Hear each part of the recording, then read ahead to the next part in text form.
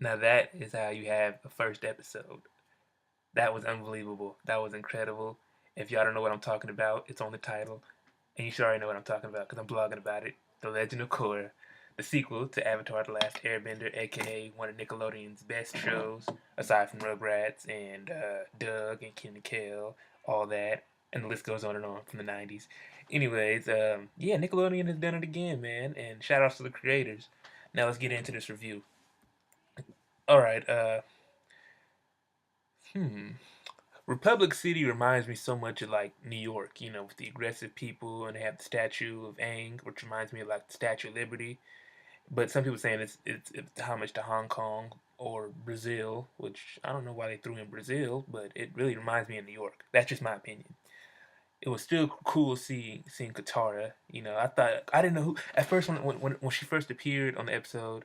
I was like, who is that woman? I was like, she looks familiar, but the little hair loopies. I was like, is that Katara? I was like, nah, she probably dead since it's what 90 years or 100 years since the last series or whatever, or taking place 100 years after the last series. I don't know, but when they said Katara, I was like, oh snap, that is Katara. Oh, so and at the end of the episode, there was one of the Equalist leaders. For some reason, since Katara is still alive, I think that's Zuko. For some reason, I'll tell you why at the end of this review. Let's get into some more.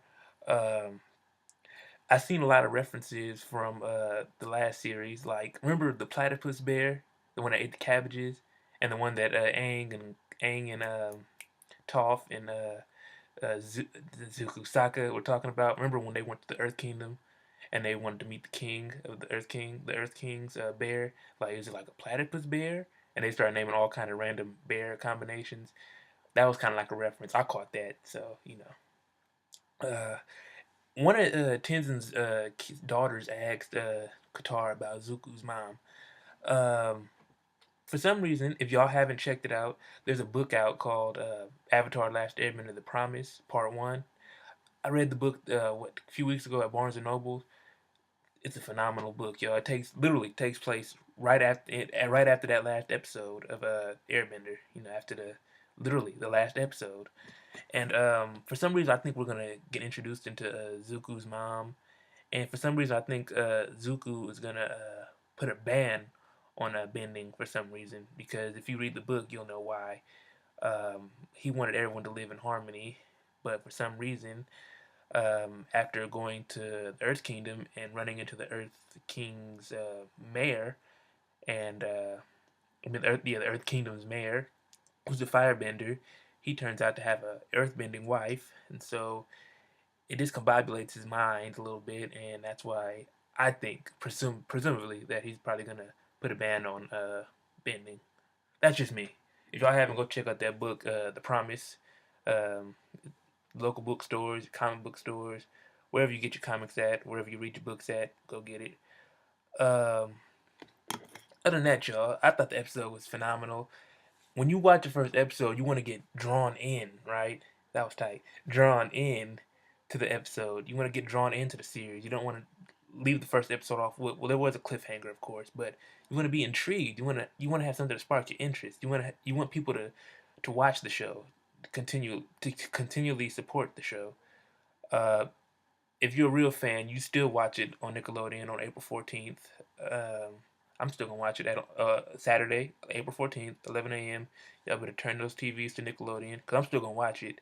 I just wanted to review it because I'm an Avatar fan, and if you're a real Avatar fan, you wouldn't watch that movie. The one that M Night Shyamalan made. Even though I saw it and it was nothing like the movie, nothing like the show. So that's where it went wrong there.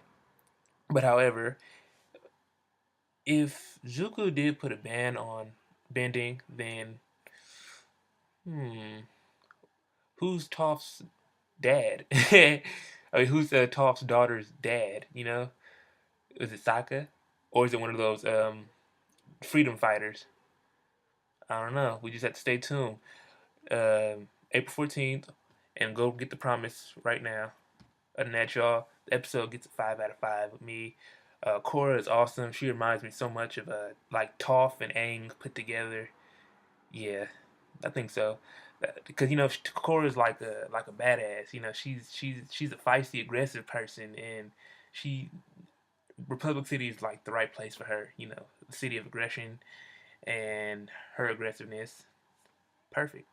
So yeah, yeah, that's all I gotta say. I'm just over here rambling. You know, I just wanted to blog about it because I ain't blogged in a minute other than that 21 Jump Street review. Yeah, April 14th. Check out Legend of Korra. If y'all want to watch the episode right now, you can check the link at the bottom. Other than that, deuces.